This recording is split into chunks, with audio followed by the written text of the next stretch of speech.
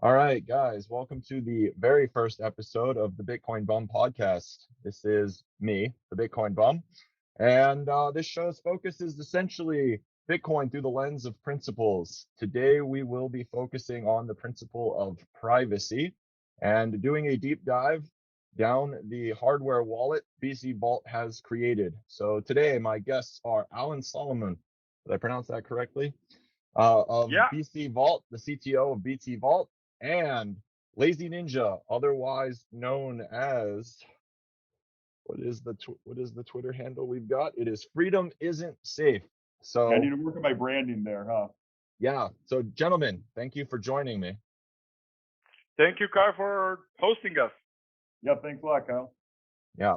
So as at least some of you will probably know, the reason this whole thing kind of exists, this conversation is taking place, is that I had some human error on my end, and I briefly locked myself out of my Bitcoin holdings. Basically, my entire position inside of my BCVault was for a few days secure enough that even I had no access to it. And Yeah. there was a lot of concern, a lot of kind of uncertainty. There was just a whole lot of misinformation I felt being spread around, and then honestly beyond misinformation was just non awareness of BCVault and its security features. So today I'd like to do an episode to kind of clear some of that up and really focus on why BCVault has decided to do some of the things they've done in directions different to some of the other hardware wallets that are on the market. So, Alan, we did an Ask Me Anything, I don't know, a few weeks ago, and it was really, really enlightening. There was quite a few people that tuned in, had some really great questions. Um, Yep. I obviously not an expert in hardware wallets by any stretch of the imagination, which is why for this podcast I kind of really wanted to have a third party hardware wallet expert. I reached out to a few people. A couple of them recommended Ninja. So here we are. Um, Kind of without further ado, let's dive right into um, give us a rundown of how BC Vault came to be and why you guys kind of decided to go in slightly different directions from some of the other wallets on the market. Yeah, the main concern when you're creating a new product for sure is to ask yourself why you are doing it, right? So, creating another product that would copy something that already exists in the market was not our idea by far. Everything came to the point where we have entered the crypto market, the blockchain market, because our company, Real Security, is a 19 years old company that deals exclusively with IT security. And well, of course, we have been entangled into blockchain, into security of blockchain and everything else. And sooner or later, we had to start using existing products. Well, basically, my frustration with existing products was so big that I said, guys, this is, well, I'm not happy with it, and I think we can do that better, based on everything that we know in year 2017, 2018.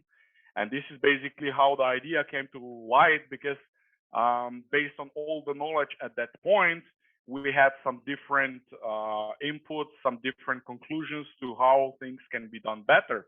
And one of the main reasons was people are getting screwed over because of well, the 12 or seed words, or 24 seed words as they are right now.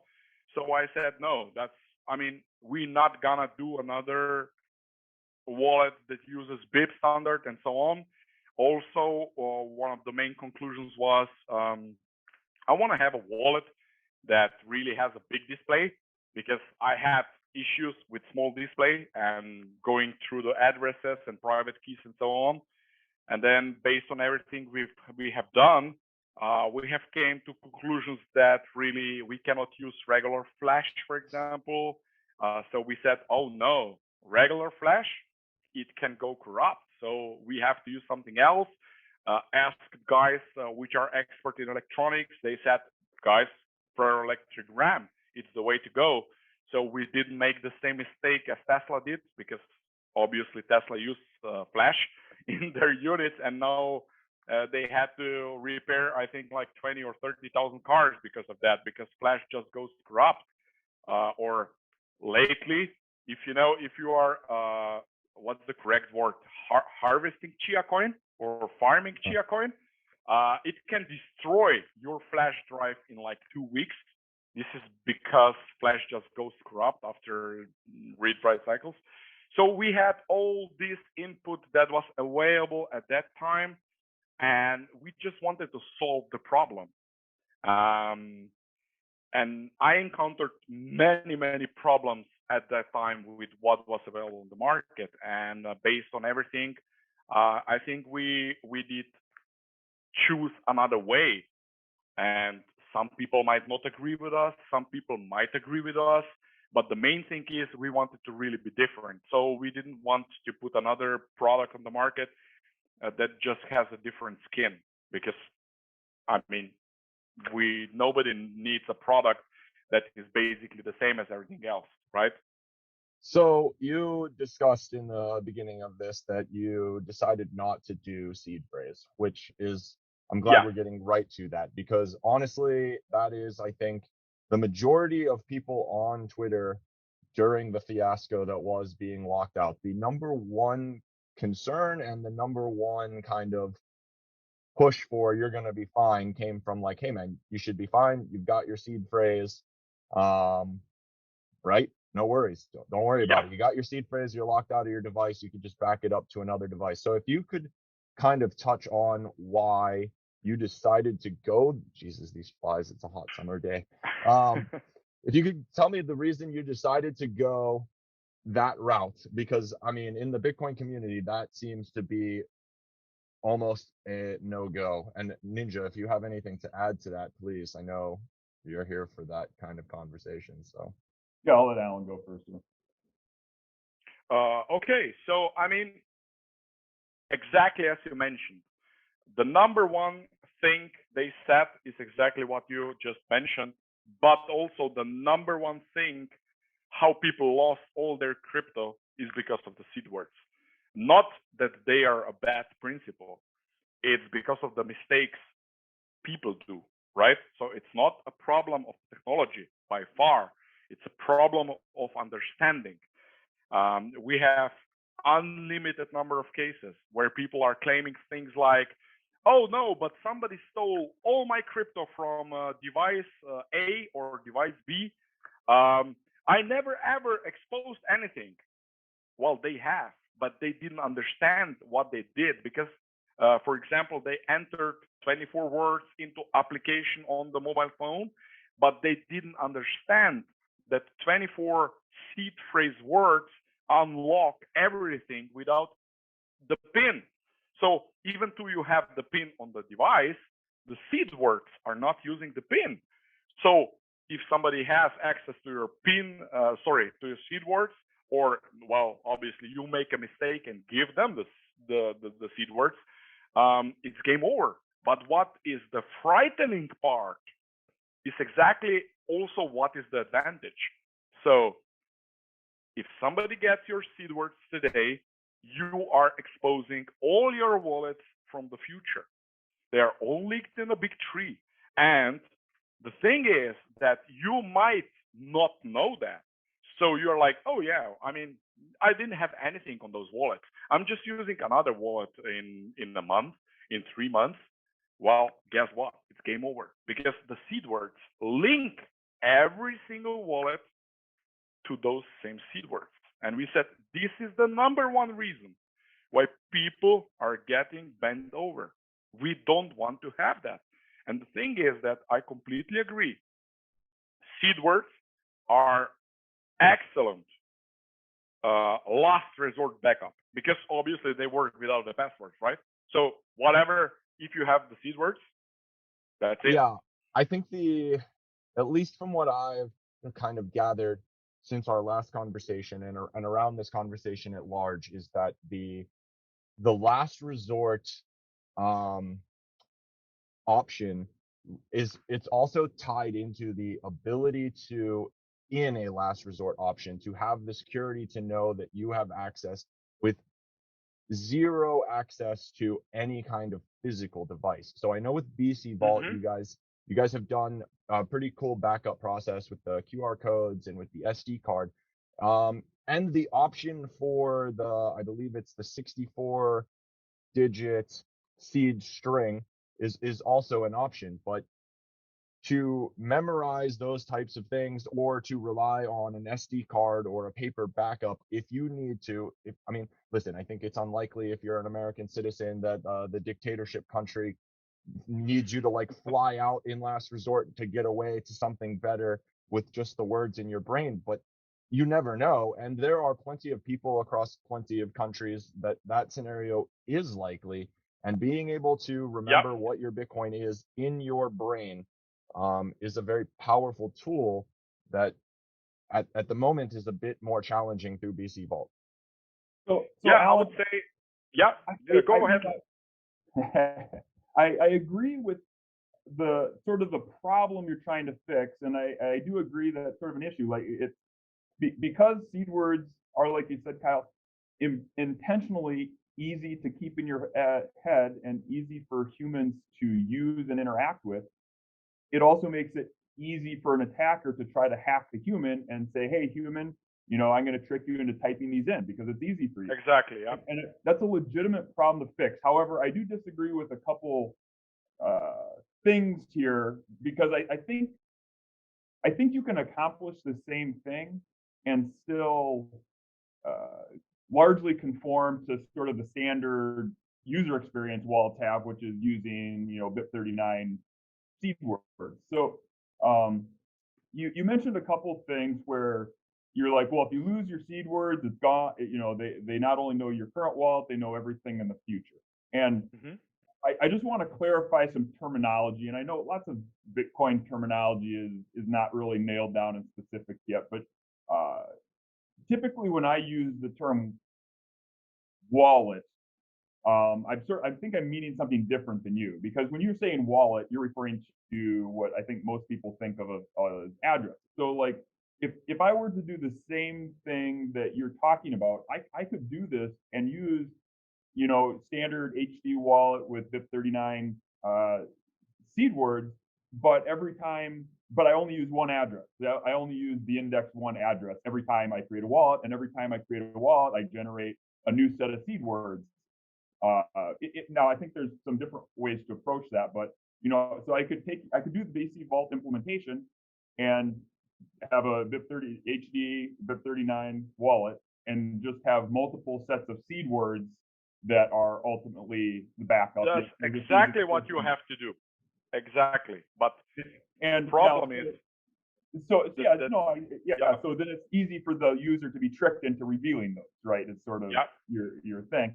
But I still think having that, I would see the best way to do it from my perspective is to have that standard user experience, but maybe the default way to backup is SD card, right? So it's still, you're putting seed words or encoded seed words on the SD card, and the user never sees them unless they go into the advanced menu and click on this and do this, and they do this advanced thing, then they can get their seed words out or something like that. So the standard user experience is SD card. They don't know about it. It's just binary data, but there's still seed words on the back end that you can go in and get. It just, I don't know. To me, it would be yeah. a more consistent user experience. I mean, I completely agree with you, and we have even went to the longer way to do exactly what you're mentioning. Why? Because seed words are not layer one. Seed words are layer 2 or 3. So this is why BCVault offers raw private key export of every single wallet. So you want to have a raw private key, which is layer 1 of every single crypto wallet implementation. You can do it. So we do offer export of raw private keys of every single wallet stored on BCVault, which means You are not dependent on us. You are not dependent on our company. And ultimately, you are not dependent on micro SD card backups or QR codes if you wish so. You have opportunity to export the most fundamental wallet information available, which I'm sure we all agree is raw private key, because the raw private key is the lowest segment or the lowest layer of any crypto wallet, and we do offer that. So yes, I completely agree with you. Yep, I and think. I looked through the documentation. I'll let you get in 1 second, Kyle. Let me just address one thing here. Yeah, I looked through your documentation. I did see that, and that gave me a little bit of confidence. But one thing I get concerns me again about the architecture is that's sort of not the default, right? The default is encrypted private keys on the SD card or encrypted QR code. And Yeah, that's that's just correct. sort of what everybody does. That's what they're encouraged to do. Not many people are aware to, first set up the wallet with no passwords, no pins, and save an unencrypted. So the normal user experience is going to be these proprietary encrypted blobs. And I only say proprietary in the sense that there's not any open source documentation on the exact. I'm sure you're That's using correct. standard encryption, but there's no documentation on the actual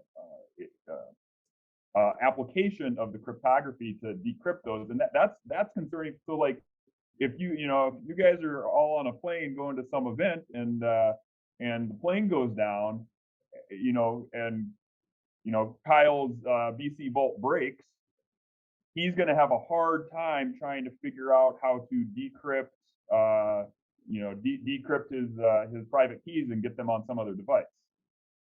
Actually, no. Why? Because the export of the private keys works without our infrastructure.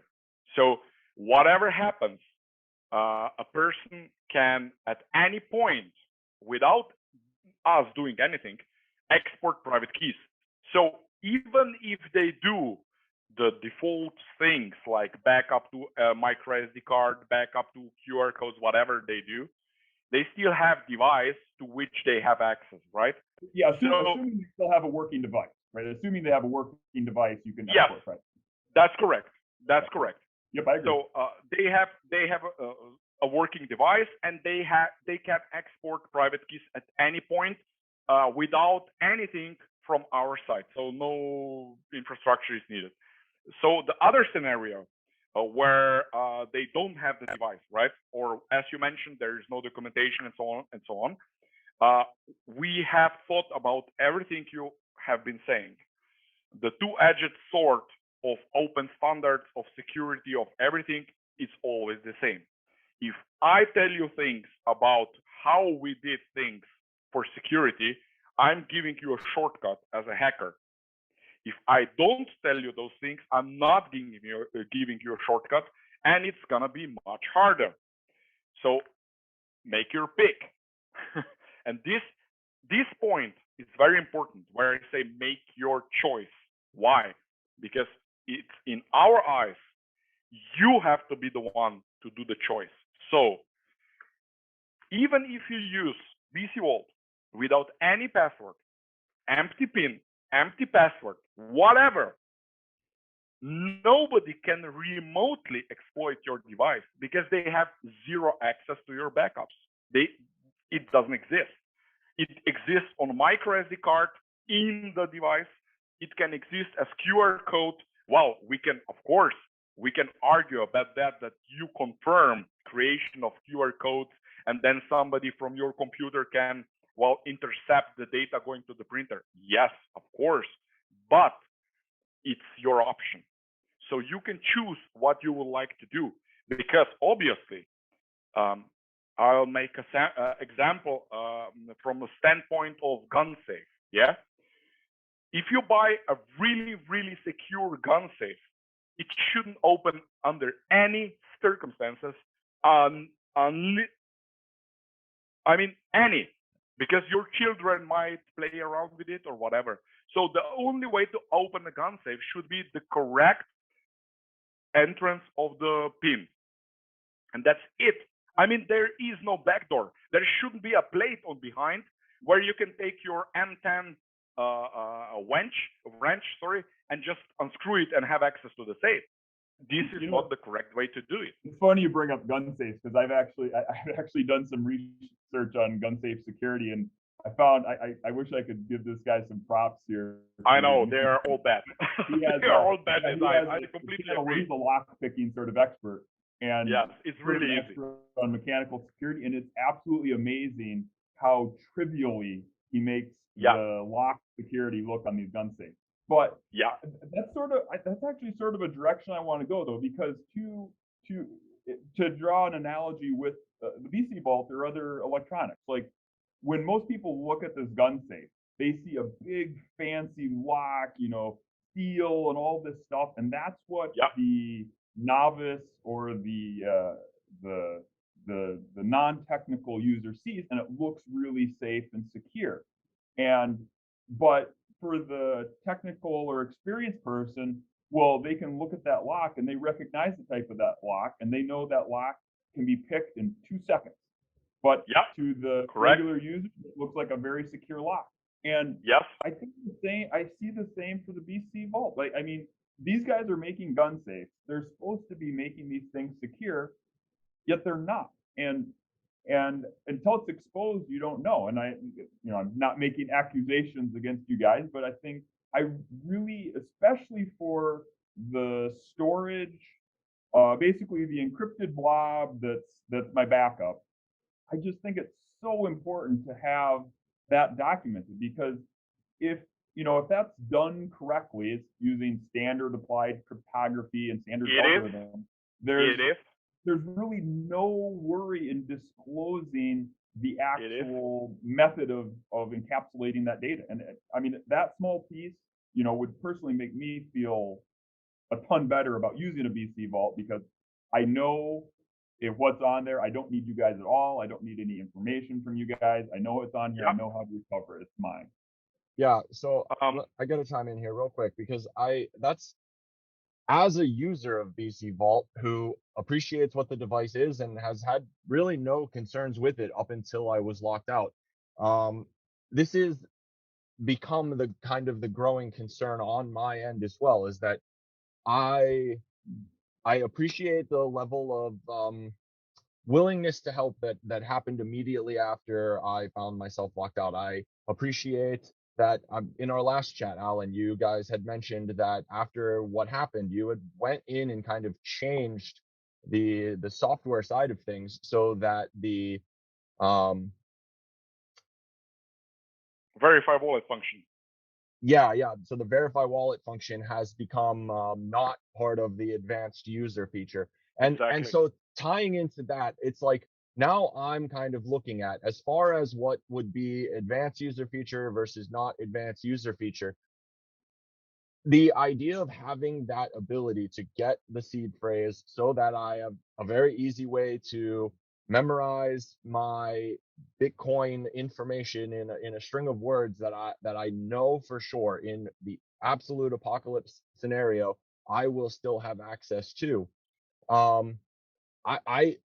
What I hear you saying on BCVault's end is that, like, the biggest hack worries are that somebody gives up their private key information. Yes. But the private key information leak is, at least it seems to me, is much more from a lack of education on the private user end than it is a security bug on the overall network that is the hardware wallet setups. So I mean, I understand where you guys are coming from, but it almost feels that maybe it just needs to be, you can get a seed phrase through the advanced features. Like, you can turn on advanced mode, you can download your seed phrase, and there's an education that kind of comes with it. There's some kind of panel that pops up and is like, listen, once you've exposed any of this to anyone, you are at serious risk.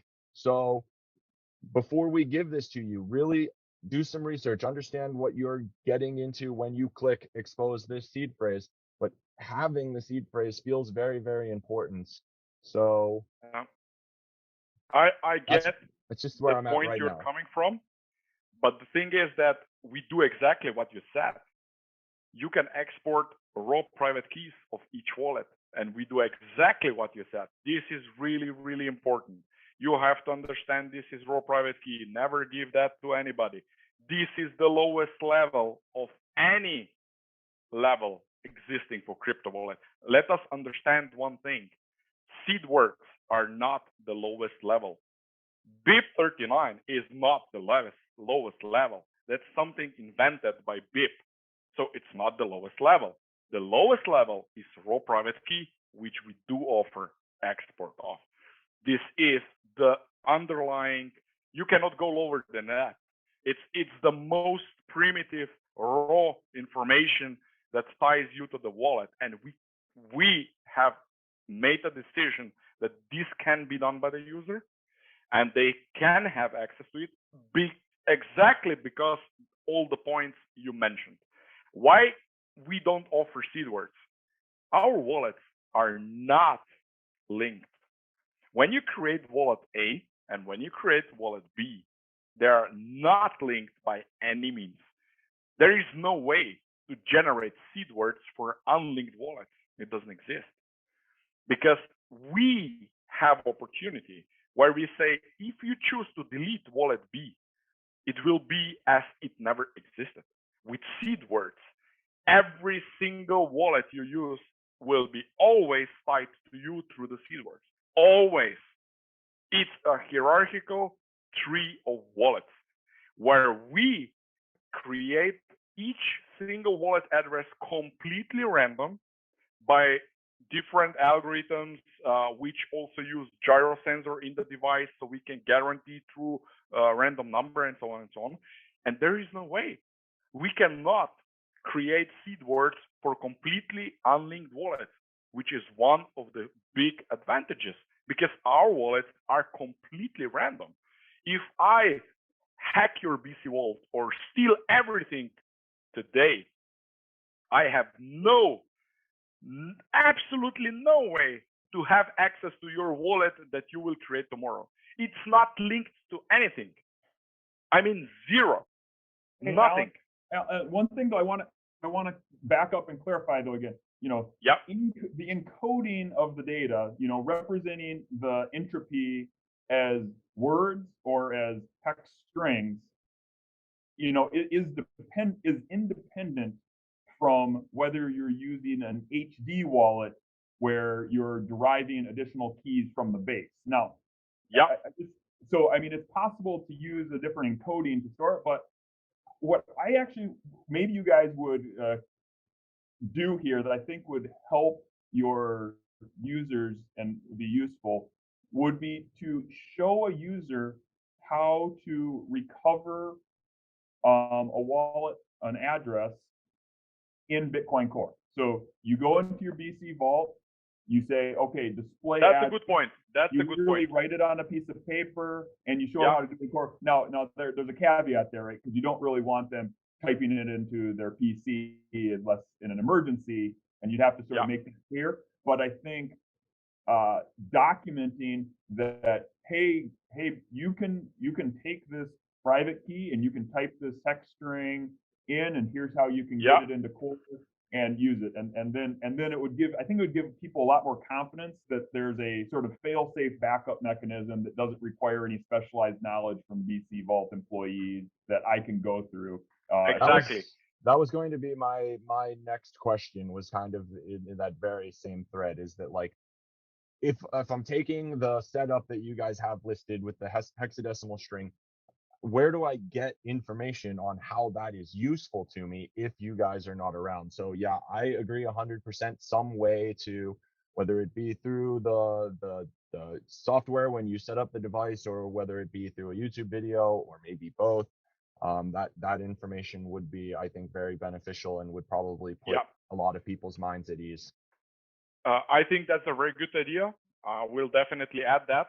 And the thing is that we had many users that actually use that approach, not because of the reason we are talking about right now, but because of the reasons of wrong understanding of tokens, for example. So people have sent cryptocurrency to Ethereum that is no longer Ethereum, for example.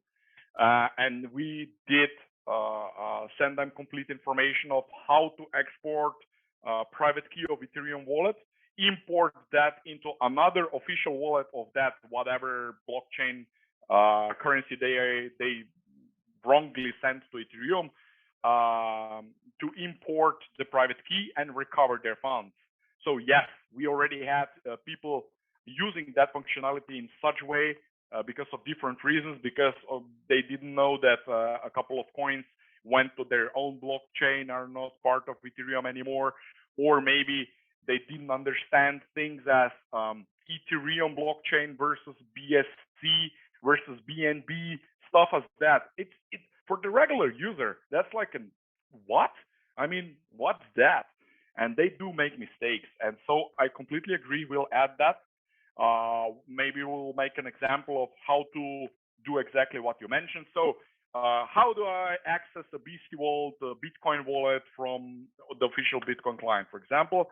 And I'll write a full tutorial on that and let the people know what the correct procedure is to do that. Also to mention, we have already committed to that. We already said that. Whatever would happen to BCVault, to real security, and so on, if we would decide to stop development or whatever, we would certainly release source code to be able to access your BCVault backups directly by a software wallet, and gain access to all your funds, even if you don't have the hardware device anymore.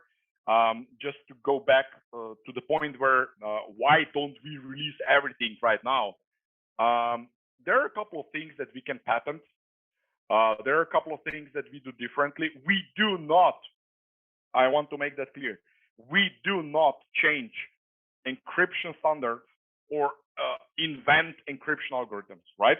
So everything in regards to cryptography is what it is. So AES, elliptic curves, everything is as it is. We didn't try to be smart asses and change algorithms where we would actually create flaws, right? So no, nothing like that. We have a couple of things that we think are valuable, can be patented. We will patent them, but until we get the patents, we are not ready to release them because it's a simple possibility that, well, somebody would steal our knowledge. So just to clarify why we didn't do it yet, it doesn't mean we will not do it. I mean, it can happen that BCVault will someday release everything as open source. I mean, it can happen. But right now, we just want to protect our intellectual property because in many ways, we are completely different than what competition does. If you look at competition, vendor A, vendor B, vendor C, vendor D, they're all the same. They use the same algorithm, the same procedures, the same beep words. Everything is the same. They don't have anything to protect. Well, we do. It's in the global world of patents and trademarks and everything else. It takes time to protect stuff. It takes a lot of money to protect stuff globally. And this is our reason in general not to release everything right now.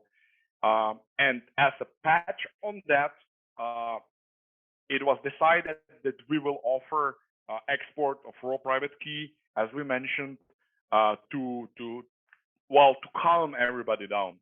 So in our eyes, if you have raw private keys, somebody will be able to help you to gain access to your funds without BCVault. So in the worst case scenario, you will be fine. But I completely agree. We will add an example of how a raw private key from BCVault Bitcoin wallet can lead to access to the same wallet from some other client, as you mentioned. Yeah. So thank you for that. Yeah, Alan, I mean, that's interesting you point out that patent angle on it. So that makes things make a little bit more sense to me on why you're doing it. But I would say, I mean, it's the longer it is closed source and you haven't patented it, for the reason that you're doing some proprietary thing, I think the the more you're risking it, because ultimately the algorithms you're using, uh, they're not secured that well. You know, they're sitting in the microcontroller, they're in source code, they're in binaries that move around, and Yep. ultimately, if somebody wants to go to the work, let's say there's some attack or something on that. Are you guys still using that SAM4S part, that Atmel SAM4S that was in there? So I saw a teardown of your product, Yeah, but I mean, anyway, whatever. I see your point. Ultimately, if Yeah. there's some sort of breach of the microcontroller locking mechanisms, the attacker can ultimately get that binary. And even though it's more work than going through source code, they can go through that binary and they can watch what you're doing for the algorithm and reverse Yeah. engineer and patent it themselves. So Sure. you Sure. have I a mean, small window here to really securely try to seek that patent before it can get it's exposed. it's just providing shortcuts, and we don't want to provide shortcuts. That's the only thing. I mean, we are completely aware. You can take your time. You can deassemble the code. You can do whatever you want, but we will not be here to provide you with a shortcut. That's the only point. We are completely clear on that. It will not help you to do anything to BCVault because obviously you will understand how everything works. You will not be able to crack anything because ultimately you would have to crack elliptic curve to do any damage. We also do things completely different than everybody else in a way where, as I said, approach to the most exploited angle in the world of crypto, which is stealing your seed words. Uh, we have to be completely honest here. People are losing huge amounts of money, not because somebody cracked the hardware, not because somebody cracked the software. It's just because somebody tricked them to give away the 24 words. I mean, go over the most famous or most visited forums, most visited vendors of crypto wallets right now. There will be like out of 20 posts, there's gonna be like 15 of those explaining you should not give away the seed words because that is number one attack vector. It still is. It will be for the future, and our main concern and priority was to solve that problem. Yes, uh, we had to take different approach, different angle to open source. I always said open source is a two-edged sword, and you have to admit it is because it has many advantages. I'm a big fan of open source, but it also brings disadvantages. So you have to be completely honest. You have to look at the SWOT analysis of advantages, weaknesses, strengths of open source, and you will see that, well, yes, I mean, there are disadvantages. It's not everything, it's not just sunny. And it's up to the user or it's up to the particular community to decide what is the comfortable level for them. Somebody will say, I will not use anything that is not open source. I completely get your point. Well, find a product that fulfills your needs. Somebody will say, I don't mind. And somebody will say, I don't even understand what you're talking about. This is the reality. I mean, guys, you are using, well, not you personally, but we are using non-open source switches and hardwares and firewalls and softwares and operating systems and keyboards and mouses and I don't know what. Believe me, uh, if we can eliminate number one problem of people losing crypto right now, for us, that was the most important aspect. And if with that, we can offer additional advantages as the backups do include the wallet names, you can delete the wallets are completely unlinked and so on. Um, we have fulfilled a mission of creating a different wallet because really we wanted to show a different path. It might be that the future will tell if we were on the wrong path. But well, who knows? If you don't create things differently, there will be no. I mean, there will be no future development. There will be no. Um, um, how to put it? There will be no better things in the future because everybody will do the same. I'm not claiming BIP 39 is the wrong approach. Um, I'm just claiming we tried to be creative, different, and looked at it from a different perspective, where all the disadvantages of that we tried to cover. So, exactly as I mentioned, raw private key export and so on uh, was made available just to cover the bases which you correctly emphasize. Yes, it's a drawback, but we tried to solve that with a different approach.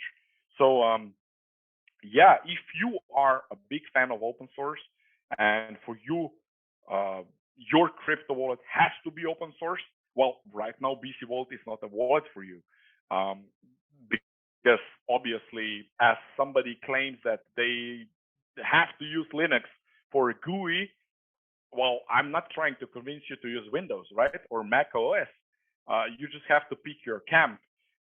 What we are trying to emphasize is just that we intentionally made different decisions to offer a product that has different specifications, different advantages, and of course, different disadvantages.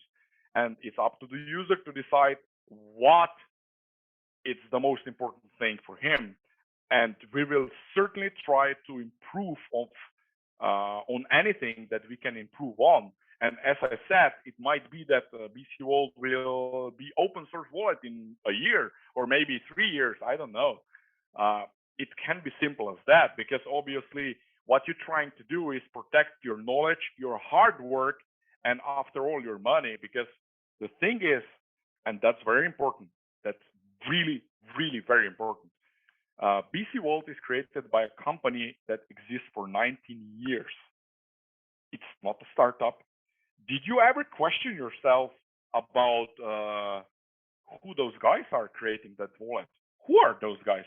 What can they show? Who is behind them? I mean, we are a company representing top security players on the global market. We are a distributor for global IT security companies for almost 2 decades. We have put our own money where our mouth is. We didn't spend other people money and just, well, we don't care. We can shut down the project in 2 years. We are a company that cannot shut down because we have other things we do. Um, so, did anybody ask themselves who is the company that created their wallet?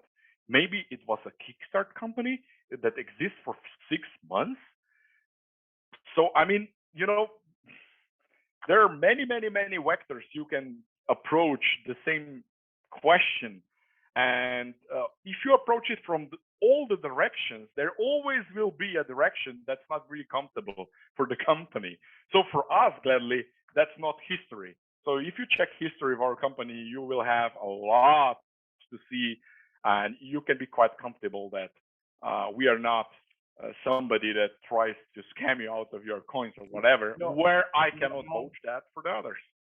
Yeah, one thing I would like to see, sort of a hybrid here that might help you, that I think, helps me, is the hybrid proprietary plus open source approach, where you have your implementation layered such that there's an open source side of your implementation that I can, as a security researcher, I can just go look at the open source side, and you design the open source side to provide all the security that is needed. And I can go evaluate that. Hey, they're doing the right things. The code looks good. Yeah. And then in addition to that open source application of security, you pass it to a backend proprietary closed source piece of code that does other stuff. Now I'm talking mainly about the wallet code, not about the encrypted backup, but that does other security measures, and you use the secrecy of those measures to add additional security. But the security of the product doesn't rely on that. You could Yeah. completely remove that and just leave this open source front end of security measures that I've evaluated and I can attest to, and it's good. And we don't even care if you did the back end stuff right, but if you did the back end stuff right, it adds more. You know, I'd think like to see maybe a hybrid to something like that. It's almost what Ledger does, right? You know, Ledger has it for other Yeah, reasons. I know. Ledger has a closed source on secure chip.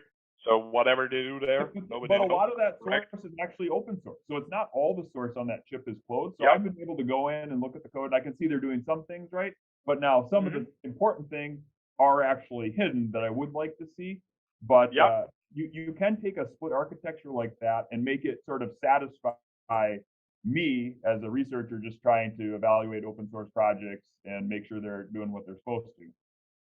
Yeah, I think that's also a very good idea. I just wrote it down. I think what we might do is we have to really think about it just out of perspective of phishing and scams, not out of other perspectives. To offer a user, for example, to create a special kind of backup that can be decoded by an open source software implementation. For example. Yeah, I like that strategy. Right? I think you can do, hey, just a standard, you know, AES 256 backup, exactly mechanisms, or you can use proprietary, or like I said, do it in a layered way where you do both your proprietary backend and that on the front end. That's a very good idea. I'll certainly have that discussion with our development team probably already tomorrow because I really like it. The point where we would like to certainly solve the issue is how to prevent phishing and scammers to direct the users to do that in a wrong way. So, because I'll give you a real world example. It already happened that somebody made a fake BCVault application for iPhone. We don't have iPhone applications, right? So somebody made a fake BCVault application and tried to persuade the user to export the raw private key and type it into the application, which of course with BCVault is it's quite hard. So the user was really aware that something is fishy because this is just, I mean, you cannot even export raw private keys without booting the device in a special mode. Not because we are just happy to complicate everything. We just wanted to make sure that if user tries to export private keys, we can really relay them to his doing. So we invented that. It's called I quit mode. It knows I know what I'm doing. I quit. So you have to boot it in I quit mode to be able to use the export private key function. And because obviously user doesn't know how to enter I quit mode, they have to read the manual. And when you read the manual, you have like 1,000 warnings about doing that. And if we would do something like that in a way where we would say, create an open source BCVault compatible software wallet backup, for example, where we would skip certain things that we would like to patent and so on. And that backup file would be able to be loaded into the open source wallet software where, while you do the regular crypto wallet stuff. Yeah, I think that's a good idea. So thank you for that. Certainly, we'll discuss Alan, that. I do have one now, sort of along those lines of exporting the unencrypted or unencrypted keys, you know, through QR codes or some mechanism like that. I do have one concern that I sort of want to address and cover. So, so your wallet architecture has a split password entry where part of the password is entered on the PC and part of the password is entered on the device. Correct. And in general, I like that, right? On a PC, it's very easy to have very long, complicated passwords. However, you can't always trust the PC, so you want some password on the device, the best you can do to protect that.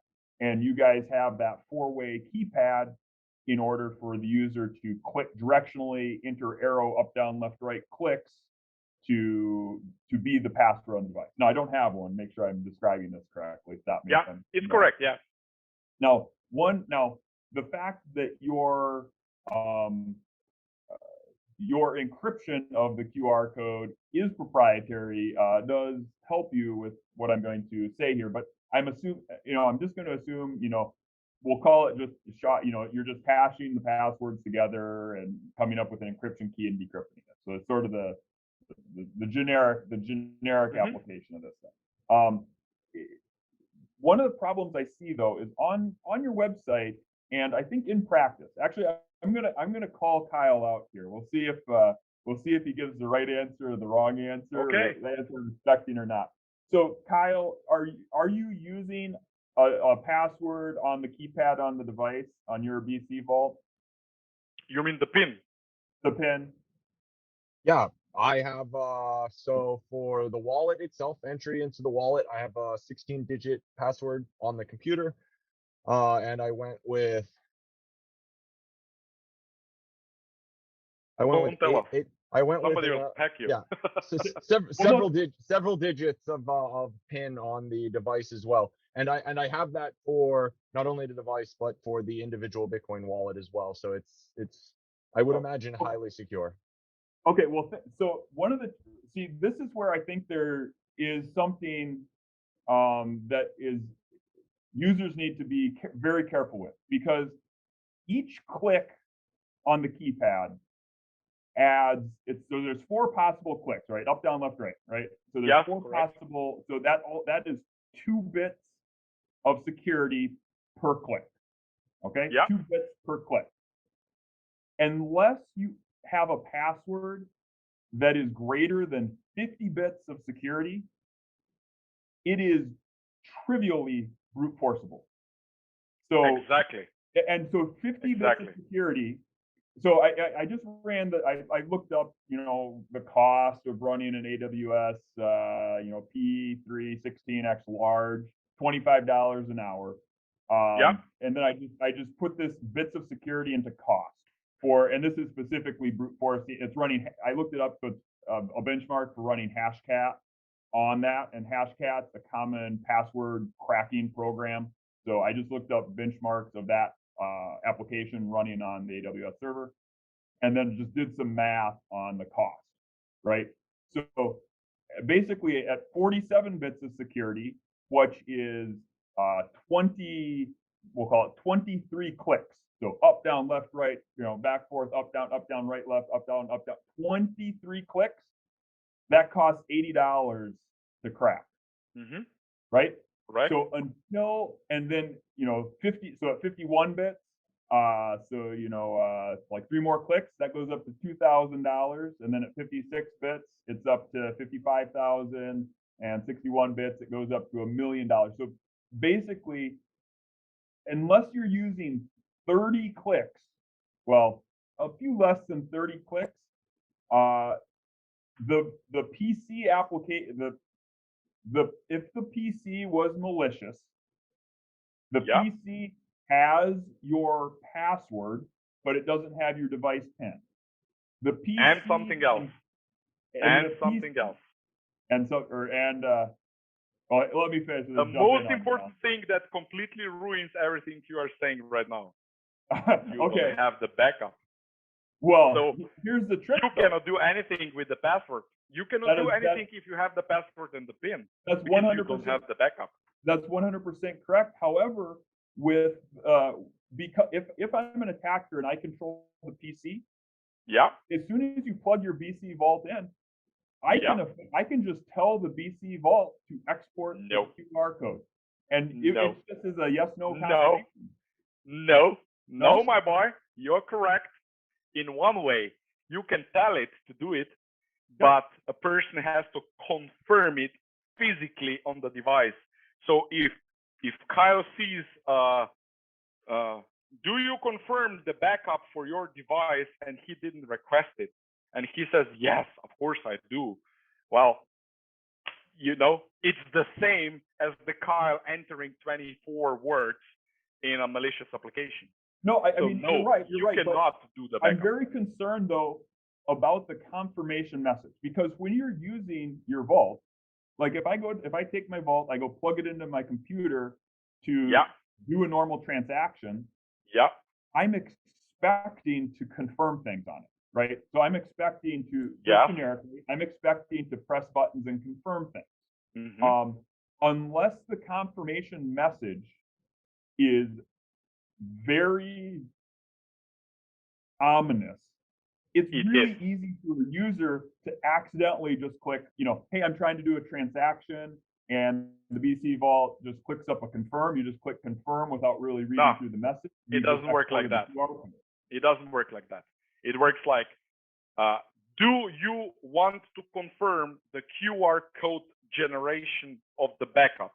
Confirm, cancel. So it works like that. Or do you confirm to create backup on a micro SD card? Confirm, cancel. In case of transaction, it's do you confirm the following? And then everything is displayed again. Source address, destination address, how much, the fee, the coins, the wallet name, and not only that, very important, when everything is confirmed on the device and the signed transaction goes back to the computer, that the computer will check if that is a signed request as it was sent. So even if you have a malicious device changing the destination address and giving you back a signed address with a different address, signed transaction with a different address, you would immediately get a warning that something's not okay. So yes, you are absolutely correct. We have went through this scenario and we do believe it's not possible. Why? Because malicious attacker cannot create a backup without the user physically confirming creation of the backup, by the way, only QR code of the unit. And then again, if you create the backup on the micro SD card, it doesn't help. And most of the users just use micro SD cards, really. So I agree with that, but I would, so with hardware wallets, and even me as an advanced user, I rarely use my hardware wallet because most of what I'm doing is accumulating. You are hodling. I'm just transferring to either a watch wallet or the same address or whatever I'm doing. And when I go to use my hardware wallet, I don't even remember the screen flows 100%. Like I'm even a little unsure. So I think it's a lot easier to trick users because it's you're very uncomfortable every time you're using it. And I this concerns me that so here I'll give you I'm going to restate this and I'll give you a suggestion. So it concerns me that a one button press error, like maybe you just didn't read that message, you're just used to just clicking confirm. A one button press error breaks your security.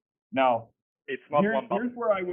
Here's where I would give you a suggestion. I think the QR code export should be, you maybe keep track on the device how long the user's PIN is and determine if the PIN is long enough to allow for a QR code export. Something like that. Like, hey, okay, you used 27 clicks.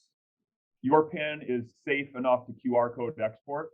And if they don't use a PIN that's long enough for that, you don't even give them a QR code export option or something like that. Because there's just lots of concerns about a QR code if it's not strongly encrypted by the device. Now, you have an extra measure here that, to your previous statement about proprietary security protects you, because right now I don't know the algorithm to try to brute force the password.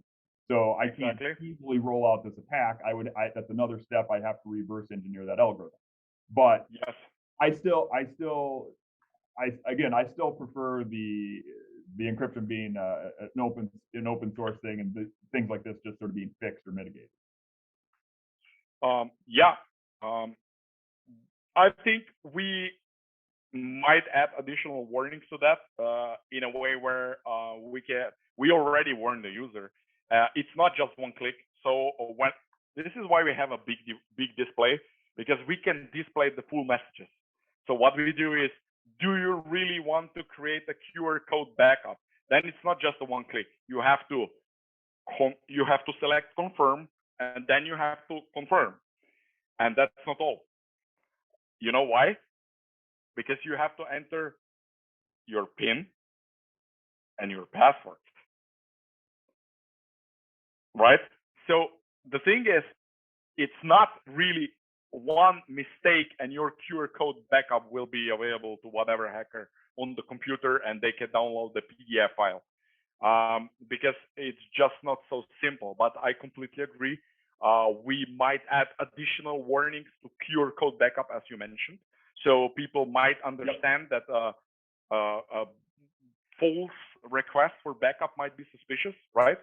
I didn't click it, so what the hell is that? Users might get confused to that, so yes, I'll certainly propose that tomorrow also to do some additional warnings and things like that.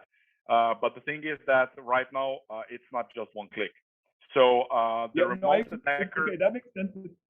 It's not one click, but remember your argument for your security measures in the device is the fact that people will just type in their seed words onto the computer, which also is not one click. It's sort of a pain in the ass to go type in all the seed words, right? So but they still do it. Users can be tricked enough to just go type in their seed words when they're not supposed to. It's a similar level of difficulty, right? The goal is to be more secure than that, right? To make it much harder to mess up. So again, yeah, I'd like to see this QR code export be, further complicated. Yes. Complicated, or at least guaranteed that you can't, somebody can't brute force it if the computer is malicious. I think your idea and your proposal was excellent, and I wish we would discuss everything around that with you before. So thank you. What we might do is the following: we might completely disable QR code backup unless you are enabling the advanced mode. And even in advanced mode, the QR code backup will warn you about the things we just discussed. So people will have QR code backup disabled by default. And whenever they will try to enable it, it will tell them, please read this knowledge base article about these things. And you have to enable advanced mode, by the way, and so on and so on. So yes, I think that's a great idea, and I will certainly do that. Alan, I have one more thing along this line, which was, so you mentioned that I mostly agree with. Most people are using the SD card, so this isn't an issue. Now, if as long as QR code isn't allowed, then this isn't the same issue. But there is a similar issue with SD card that I'm curious. I don't know a few things about it. So, are your SD cards formatted with a file system, or are they just binary? You can read it in a PC. It's just you can put it into the PC. You can read the backup files. There are normal files. You can copy them to your Gmail, whatever. Store them in your cloud, whatever. They're normally I like that, but that also opens up the same possibility for the SD card, just in a little bit different angle, right? Much different angle, yeah. As the attacker, so I'm the attacker. I control the PC. I control all the messages the user's seeing on the PC. So and so this means the BCVault app is corrupt. I can make it. Now, obviously, there's different levels of attack, and this is harder than others. But we'll just assume worst case scenario, right? I can control the messages they see in the BCVault PC app. And I go out and I tell them, okay, now that you did this transaction, okay, put your backup into the computer. Right, put your SD card into the computer, and it's sort of easy for them to be like, oh, grab the SD card, not really knowing what they're doing. And in this case, if they put their SD card into the computer, it's the same attack as the QR code. Since I know their password because they typed it into the malicious computer, because you captured it. I can brute force their PIN again unless it's long enough. So I almost, now this almost goes against what I was saying earlier, but I almost don't even want that in a standard file system. Maybe some file system that is, I don't know. I actually don't know. I didn't write down what my best solution was here, but like I said, I think you can trick them the same way with the SD card. So maybe there's a way to prevent that, or maybe the fix is you just really force them to have long pins. I don't know, but just another way Uh, to think about this. Now you see why we are not open source right now, because everything you just mentioned would be much easier if you would know how to decode the backups, but you don't. So exactly, and It would, this is but the there's thing. enough. Let's say BCVault goes huge, right? Everybody has a BCVault. There's millions of devices out there, and Bitcoin moons here. We're sitting at $1 million. People have millions of dollars on these things. Yeah, It is now very easily worth my engineering investment to extract the binary from the MCU and reverse engineer your algorithm. yeah. It's a very straightforward, relatively straightforward thing I can do. Now, there's definitely an investment in time, and it'll take some time, but it's not like this unsurmountable hurdle. So I think that the fact you have some proprietary stuff is giving you some cover for things like this. For Uh, now, for now, but I definitely don't want to consider that a sole thing to rely on. yeah. I mean, same applies to every single device on the market. So that's it. I mean, you gain access to the person's computer, capture the password, somehow trick him to give you the pins and also the backups. Well, of course, it's game over, but it's at least you have to do 3 strings. With 24 words, you just need one thing. It's 24 words. Game over. Bye bye. So with BCVault, you have to get 3 things, and with at least let me put it like 4 things, because you need a BCVault too. And with 24 words, I just need 24 words. Game over. So okay, in this scenario where we're talking Right? about the SD card as Yeah. the potential hack route that you guys are talking about, um, just throwing out what came to mind just now, pretty simple solution would just be like I'm trying to come up with a scenario where I would think BC Vault would need me to give them my backup. So another simple warning, just kind of saying, hey, you're about to back this up to an SD card. Don't give this information to anyone, including BC Vault. Like BC Vault would have no reason to ever ask you to insert your backup after you've done such and such. So don't do it. I mean, does that make sense? Is that like a simple kind of at least just another layer of warning given to the You should user? never put your SD card in a computer unless you're in some emergency situation and you know what you're doing. That's the point.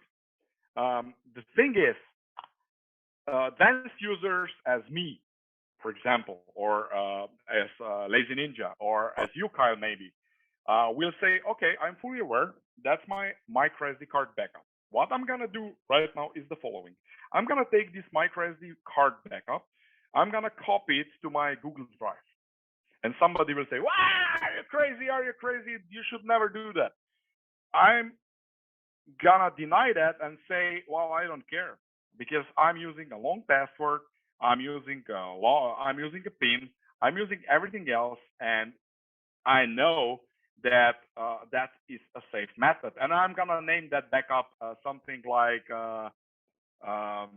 I don't know, my watch firmware dot something. I'm gonna obfuscate things.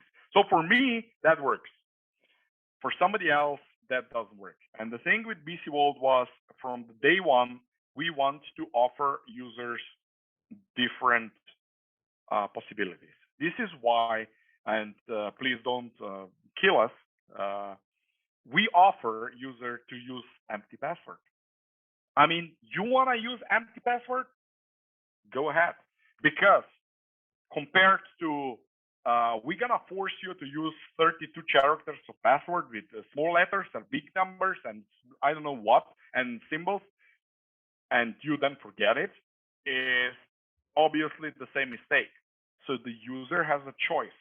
We do warn them, do not do that, but you can.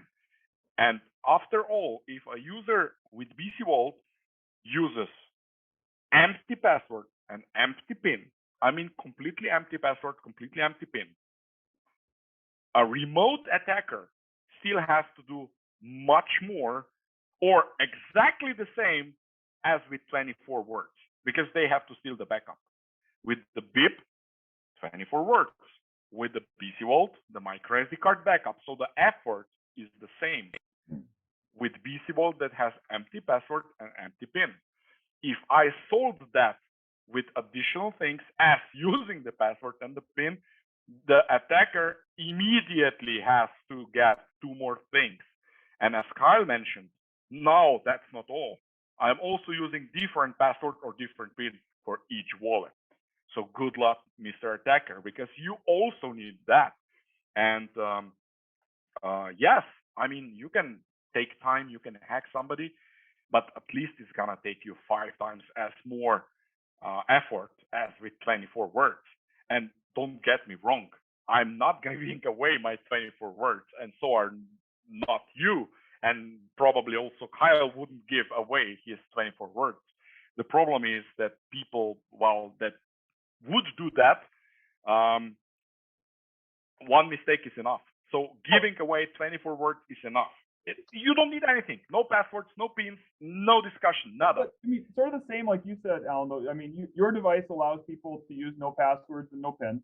But you know, with BIP39 based, it's always no passwords and no pin. Yeah, you can have a password, right? I mean, a passphrase is a standard application of that, which you can have a long passphrase such that you can type in your 24 words, but you also have to type in your passphrase, and that can be on device. I don't know. I just see more. Yep. I see less difference there than you're highlighting. I think. Yep.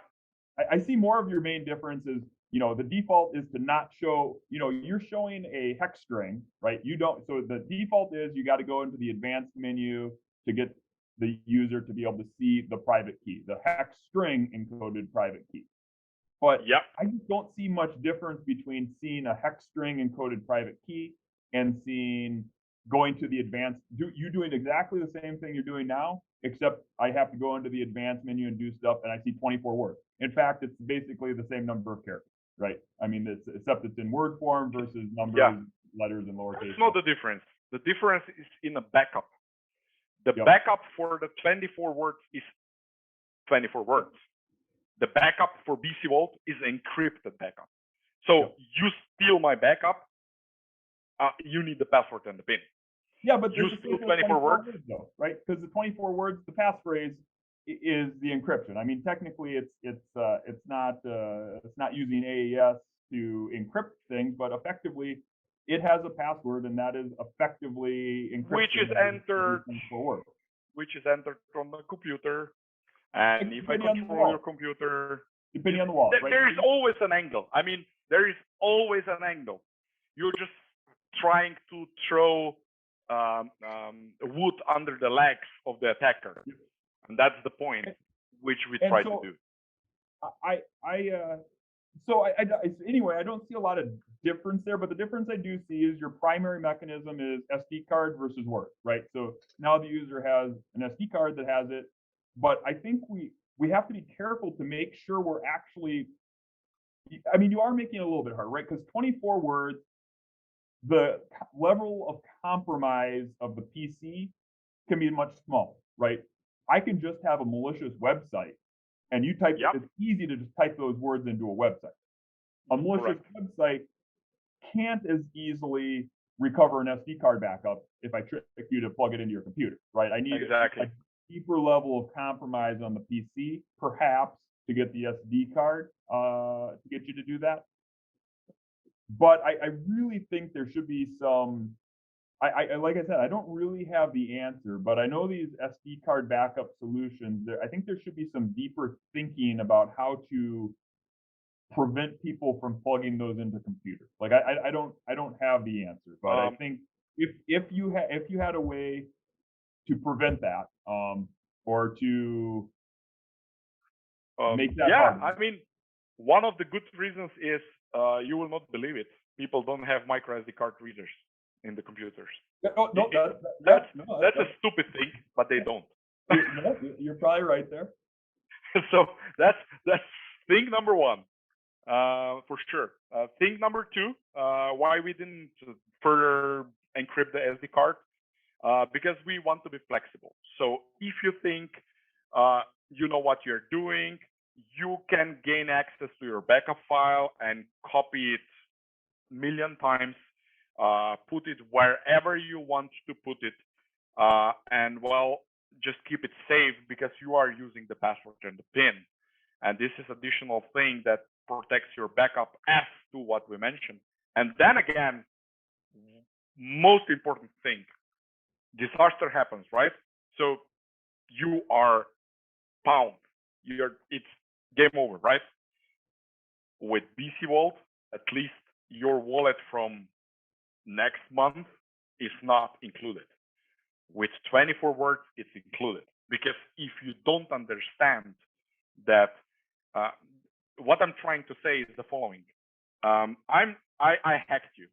I got your backup. I got your PIN. I got your password. I got everything. I see you are poor. You have like nothing. You have $100. With BCVault backup, I cannot use this backup and password and PIN in 3 months' time and say, oh, how much do you have? Because, well, I don't see your new wallet. Where with 24 words, I do see those wallets. Well, And that is sort of though, because I mean, well, you do again, see them. there's the passphrase extension, right? So I mean, just me personally, I Yep. I have a set of seed words as a cold storage wallet. But I have a couple different derivatives off of that where I use different passphrases to access different wallets, right? So I have you know, my seed words and then my passphrase for my cold storage, and then I'm just making this up, and then my wife's passphrase for her cold storage. And if that passphrase is sufficiently strong, if I give away my passphrase and my 24 word seed, you know, her coins are still protected. So I mean, I think you can do a lot of what you're saying with 24 words. But like, I mean, I do agree that typing in 24 words is easy, and that's how most people are compromised. But I just don't think some of the differences you're highlighting are as much. It really comes down to the person. Yeah, that's what I was just Really. going to interject. Is I would say at It this point, it sounds a lot like at this point we're kind of just discussing semantics. It's like you two are both in agreement that the easiest attack vector seems to be the 24 words. BCVault has done something slightly different where you don't have 24 words, and then after that it's just kind of subjective, like it's consumer choice. And that is one of the things that I find I appreciate about the conversations with you so far, Alan, is that you guys, you tried to do something different. You came up with something that you believe solved a problem, which was the attack through the 24 seed words. And then after that, you created something that gave the user a set of different options for how to secure and back up what they have. Yep, so. Exactly. That was the idea. Not to be just another 24 words wallet. Yeah, I mean, Ninja, does that sound like a good summation to you as well? I mean, because based on what you're really kind of saying, it sounds like some of the things you're pointing out with the level of difference you see is really just kind of user semantics. We're just talking about whether you're into open source or the kind of small differences that we've discussed throughout this podcast. Yeah, I guess I would see if I can make, not using the 24 seed words or 12 or whatever it is. I don't think that is very differentiating.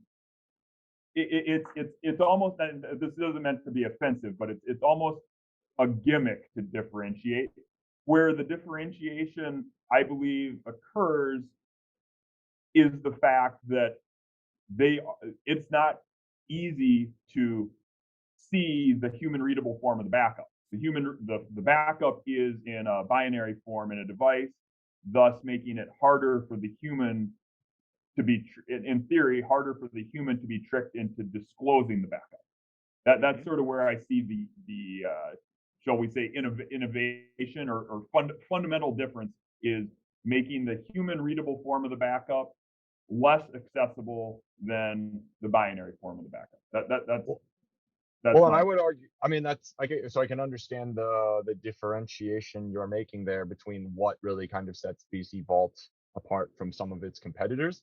And I mean, what I just heard you say seems to me to be a huge win for BCVault then, because for the most part, the largest error comes from the human side of things. It's like computers make errors and code make errors of a hell of a lot less than the human being. So solving for the largest attack vector in the human being error is a pretty big differentiation.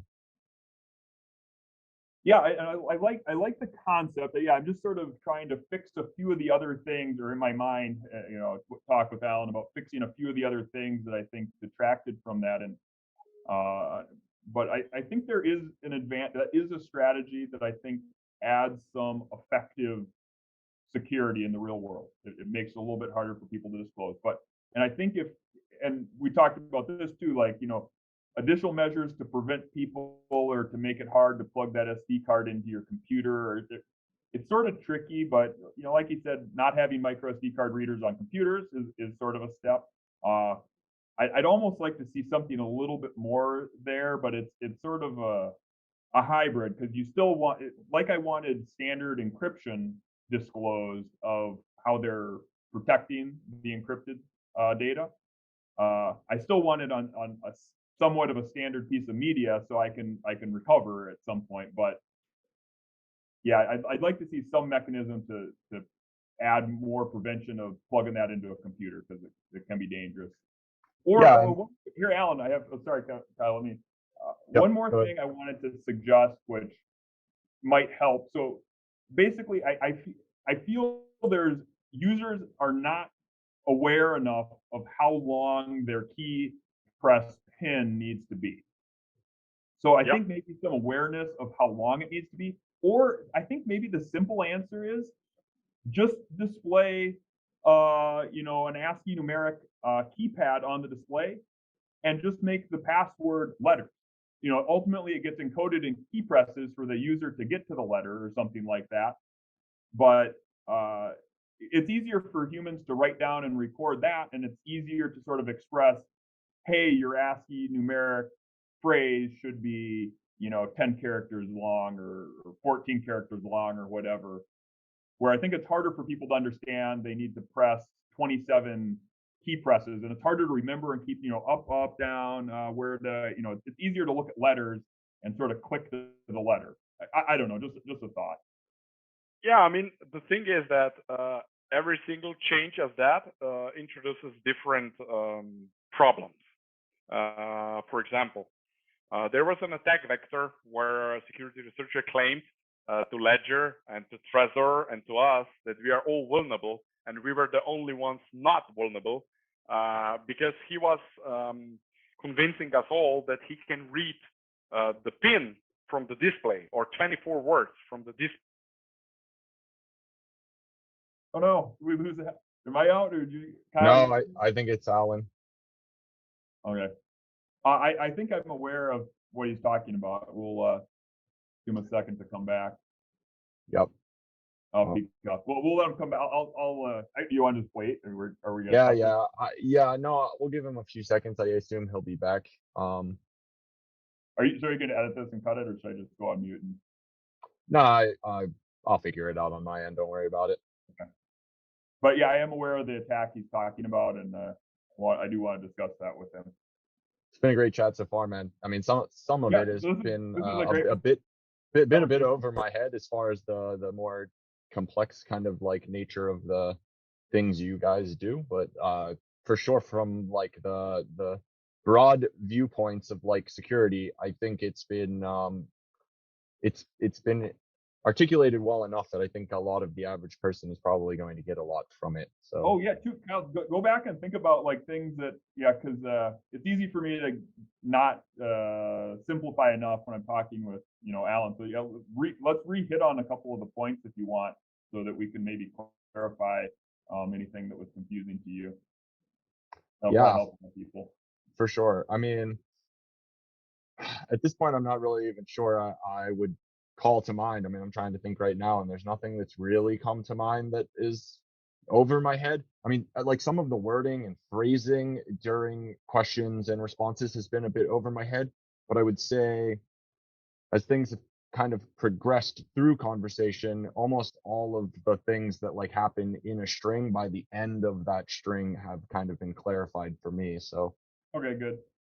Yeah, Alan does one thing. He uses the term wallet in a different way than I use the term wallet, which I think it is confusing. We probably should clarify that. I started to clarify that at the beginning, but I should have continued to clarify that more throughout. let me see. So he uses the term wallet in the same way that I use the term address. Okay, now so what are there he is. Cool. What are you suggesting are the differences? Like what because as far as I'm looking at it, I'm not really sure I Hey, understand. How's it going, Alan? I'm not really sure I sorry. understand what you're. No, you're good. I'm not sure I understand the difference you're describing, Ninja. Alan, As how far as about like, we'll let Alan finish, but then I was just talking with Kyle. I just want to sort of also come back on one of the Yeah. terminology things, the difference between wallet and address and what we mean or thinking about there. But continue on with your pin. Really sorry, but of course the Zoom crashed. yeah, no worries. So everything back. I just wanted to pin. explain a security angle that happened there because, as you mentioned, you said, for example, yeah, you can let the user choose a letter with the pin pad. While the security researcher was reading the pins out of, the dots on the display, and out of the dots of each line, he could get the word because once you did know how many dots in each line of each word are, he could theoretically read the word out of display. We don't display that because we just show the star. So whatever you press, up, down, left, right, is just the star. So it doesn't help you to read what did you press. Ledger and Trezor had to change the firmware. They had to add random pixels on each side of those 24 seed words to, avoid that issue. So you see, you do a really, really, really tiny change, it brings up another security issue. And you have to be really, really careful if you are doing that, because there are a lot of smart people out there, will get an idea how to exploit that vector. So if we would have input of the D-pad, where you can select a word or a number, like scroll up and down, and show the number and show the word on the display itself, that would be a security issue. We didn't want to do that. You will also not believe that, but we had a couple of users that told us they have a defect. They have a defect BCVault unit because whenever they're entering the pin, they just see the stars, and there's something wrong because, obviously they just see the stars. And we told them, like, yeah, it's the same as you when you are entering the password in Gmail or Microsoft Windows or whatever, you just see the stars. And they said, no. This is a defect unit because I just see the stars. So yeah, our security issue prevention mechanism actually resulted in false positive of you've sent me a defect unit. So there always will be somebody just making a mistake. I get it. And I understand those attacks and stuff, and there are trade-offs. However, yeah, the thing we're mitigating though is the user. It's really hard for a user to enter 27 up, down, left, right series of data, and they just won't want to do it. They won't. They just. It's going to be really resistant because it's so unnatural to enter up, down clicks that long and keep track and write up, down clicks and keep track of where you are. It's really difficult, and I think adding some changes to your display to help to encourage the user to enter longer pins, I think it fixes more security problems than it introduced. But that's just a generic statement. I mean, you have to say. The thing is that we are 99% sure this will not lead to exploit of the user's wallet, because as we mentioned, even if the user would use empty pin, in 99%, because obviously 100 is not reachable by anybody, that will not be a problem, because I'm not gonna be able to steal the physical backup of your device, the password, and the pin, and I'm not even be in the position to come to the point one. So if there is a person that got exploited where I'm fully controlling his PC, I did trick him into giving me the micro SD card backup. This is already 2 times as hard as tricking the person to giving me the 24 words. And out of that perspective, what we want to do is offer the user a solution where even two presses of the pin pad completely confuse the attacker, because if he doesn't have the password, I mean, I'm not controlling your computer, right? He will never be able to tell whether the password or the pin part is not correct. So the brute forcing of only pin doesn't even come and play. But if I do get your backup, I tricked you in giving me your backup, I did trick you in or stealing your password, I mean, it's gonna be game over for you anyhow. It Yeah, and doesn't that's going to matter be which true. kind of device you Exactly. are It's going using. to be true on any single device at that point. If Yeah. you've given up that So much information, somebody's brute forcing your Bitcoin out of your wallet. So exactly. I mean, I completely agree with you. Using the long pin is the way to go. But even if you are not doing that, in our eyes, in our perspective, it's much secure than having 24 words, because the only thing I have to steal are the 24 words, where I have to get your backup and the pin and the password. So out of that perspective, it's harder. Yeah, I Obviously, mean, you I'm have to. not arguing to ever leave, Yeah. Your coins on an exchange or something like that. I think using hardware wallets, in any case, are orders of magnitude more secure than all those measures. But I Yes. think the True. user needs to know the best practice, and right? that Yes. is We can say, yeah, normal. If you enter a 2-character PIN or don't enter a PIN, you're probably fine. But they need to know, if you don't enter a PIN that's 27 presses or longer, if your PC is hacked, they can potentially trick you into losing your. I mean, it sort of needs to. They need to understand what the risk is if they do this or don't do this. yeah, If, and that's Exactly. and security strength, like entering 2, 4, or 8 presses of the keypad, there's absolutely no difference. It makes no difference to the attacker. If you enter 20, it makes no difference to the attacker. Not until, and it's exponential. So not until you get to 27, 25, 6, 7, 8, 9, 30 does it even matter to the attacker. And I Yeah. think those exponentials, people just don't have any concept of that. They'll think, hey, I entered 15, I'm probably good. Nah, you might as well just entered 1. It makes no difference.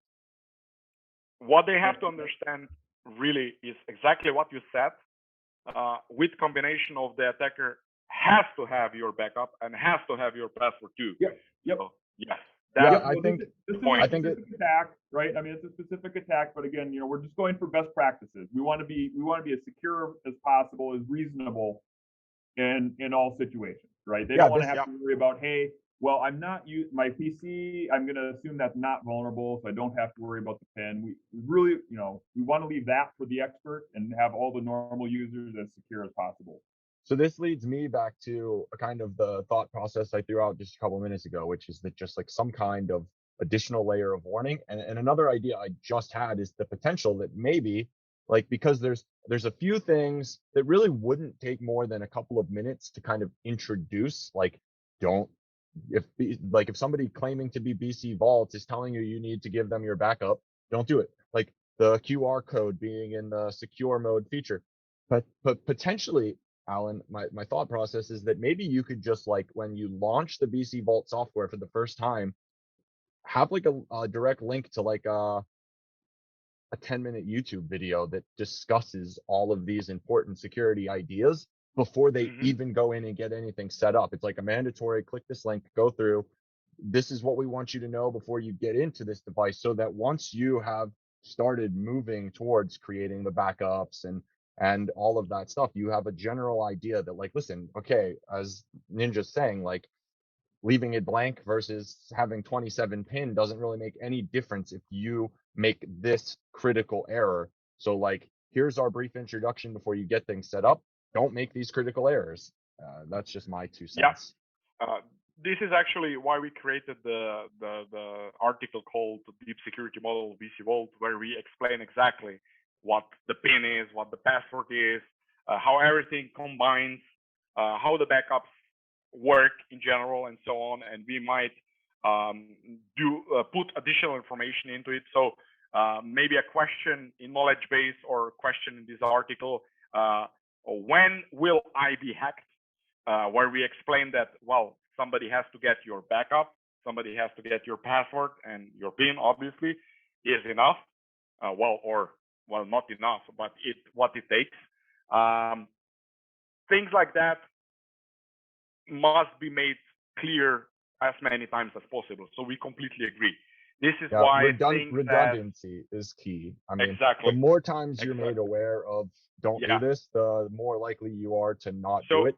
And I think if you're just if you're the average person, you're going to BCVault because some YouTuber suggested that you go buy BCVault and it's really secure, and like you like this YouTuber, and like that's your knowledge base. You just like then you go to BCVault, you buy it, you don't read any of the articles listed on the website, and then you get this device, and that's it. That's all you've got. So now you're kind of learning on the go versus potentially trying to find ways where you can incorporate that redundancy up front to educate people as much as possible so that those mistakes aren't made. Yep. Because again, even YouTube videos, like if you're just out there making them and posting them, they have to go and find that information. If they're not forced to see that information, they might not see it. I mean, I found BCVault through a YouTuber, and then I bought it, and this is where I'm at. I'm now learning as I go.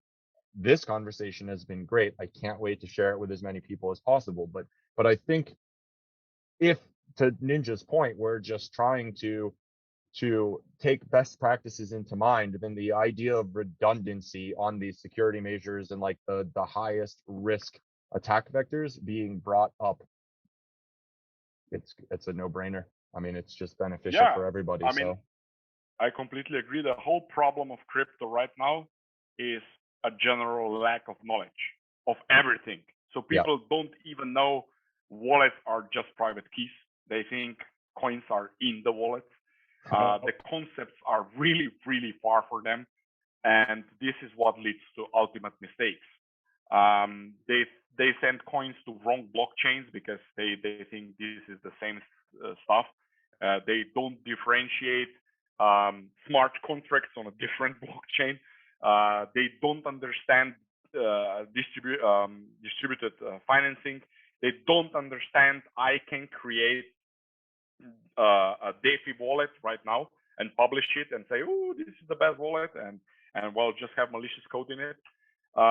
So yes, it's in our all best interest to educate the person as many times as possible on those really important security aspects. So yes, I fully agree.